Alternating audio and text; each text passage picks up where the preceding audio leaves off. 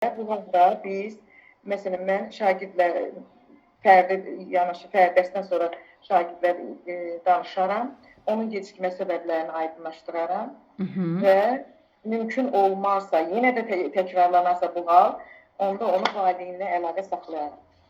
Deyə bilərsiniz, bəli. Portfolio nədir müəllimə?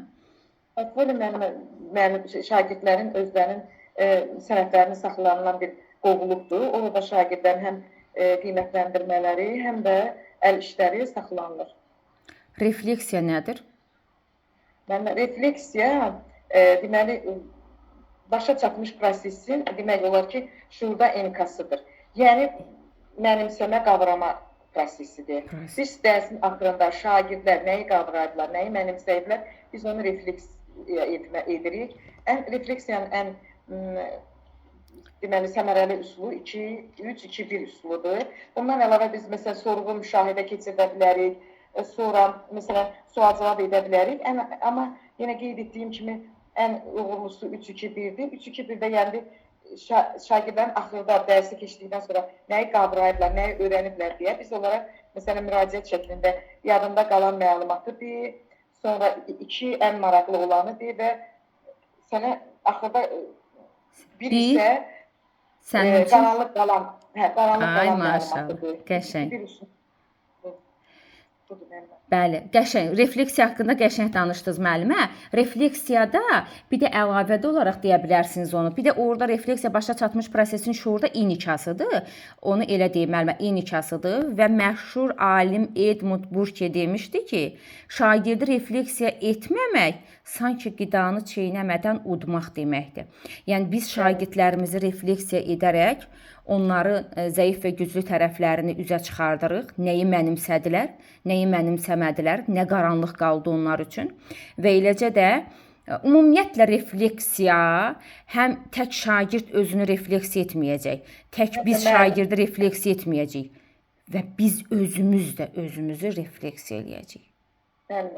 Yəni, sual-cavab edəndə özümüz də özümüzə öyrədirik də, bildiklərimizi şagirdlərə həm çatdırırıq, həm özümüz də. Elə yox, müəllimə, elə yox. Baxın, mən dərsin sonunda, bu günlük dərsimin sonunda mən özümü refleksiya eləyirəm. Harda boşluğum oldu? Nəyi şagirdlərə ötürə bildim? Nəyin şagirdlərin üzərində daha nələri inkişaf elətdirməliyəm? Daha hansı mövzulara toxunmalıyam?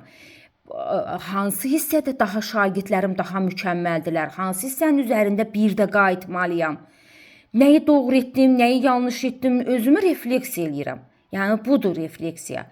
Doğru dediniz. Bəs yaxşı, deyə bilərsinizmi ki, müəllimə, debat nədir? Müəllimə, debat, belə deyək də, necə deyim mən, debatı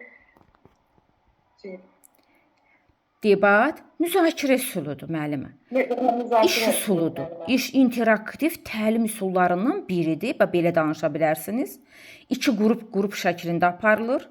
Lehinə, əleyhinə qrup. Bir qrup təsdiq edir, digər qrup təkzib edir. Yəni burada hansısa bir mövzu ilə bağlı bir qrup şagird onun lehinə, digər qrup əleyhinə çıxışlar edir. Və bunun debatın əlavə olaraq deyə bilərsiniz ki, debat ümumiyyətlə məşhur üsullardan biridir. Şagirdə formalaşdırdığı bacarıqlar var. Natiqlik məharəti,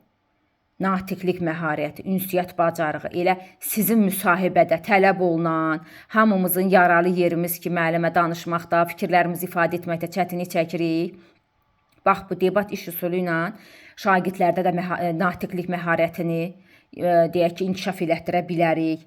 Bunlardan başqa əsaslandırma bacarığını inkişaf elətdirə bilərik debat iş üsulu ilə.